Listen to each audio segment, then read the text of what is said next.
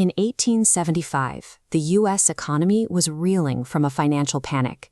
The Grant administration saw a quick fix in gold buried beneath the Black Hills. But there was one problem: the land legally belonged to the Sioux Nation. To seize the territory, Washington engineered a pretext for war. The administration issued an ultimatum. All Lakota and Cheyenne must abandon their hunting grounds and report to their reservation agencies by January 31, 1876, or be classified as hostile. It was a logistical absurdity.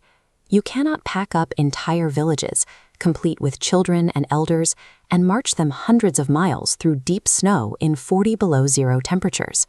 Sitting Bull and the non-treaty chiefs recognized the order as an invitation to war. They ignored the deadline and stayed in their winter camps.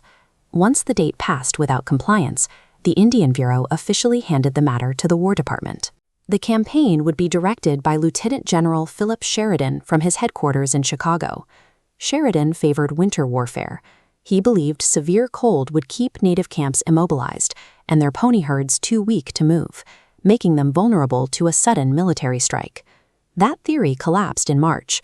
General George Crook sent a column through sub-zero weather to attack a village on the Powder River. Instead of surrendering, the native warriors secured the high ground and mounted a fierce counterattack, forcing the freezing soldiers into a disorganized retreat. The government's manufactured deadline did not force a quick capitulation. Instead, the failed winter strike alerted the tribes, prompting thousands of Native Americans to prepare for an all-out defense. This unceded territory of the Northern Plains spanned over 100,000 square miles. Sheridan's new strategy launched 3 separate columns from Dakota, Montana, and Wyoming.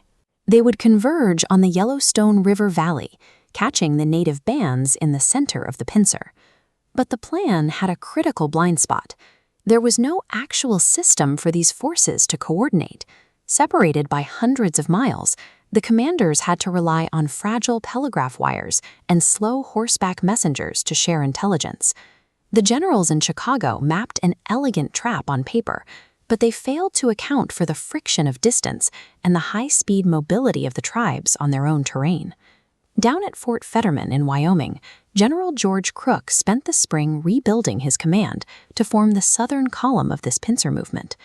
Unlike the politicians in Washington, Crook knew frontier warfare was a math problem of supply. Projecting force into the plains meant carrying every single ounce of food, ammunition, and gear his men needed to survive. Moving his 1,000 men required a staggering logistical tale: 86 wagons, hundreds of pack mules, and thousands of pounds of grain to be hauled every single day. It became a parasitic cycle. Cavalry needed horses to fight, but those horses needed grain. That grain required wagons and mules, which needed their own feed. To sustain a fighting force in hostile territory, the U.S. Army had to construct a slow, lumbering city on wheels. They traded the element of speed for the heavy armor of a massive supply chain. On May 29, 1876, the tension finally broke. Crook's fully assembled army moved out of Fort Fetterman, struggling to cross the high, churning spring waters of the North Platte River. 10 companies of mounted men moved out onto the prairie, forming a dark line of cavalry that stretched for more than a mile across the landscape. Trailing behind the troops, the 86 supply wagons formed an undulating white streak of canvas, churning up thick dust as they moved toward the Yellowstone. Hundreds of miles to the east, General Alfred Terry and Lieutenant Colonel George Custer were marching from Dakota, unaware that the tribes were no longer scattered. Out in the hunting grounds, the camps were swelling.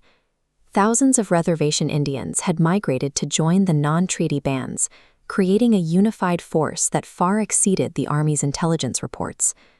The U.S. military had constructed a massive logistical engine, yet they were marching blindly into a landscape that refused to be tamed, directly toward an enemy they severely underestimated. By the end of May, the 3 armies were finally in motion.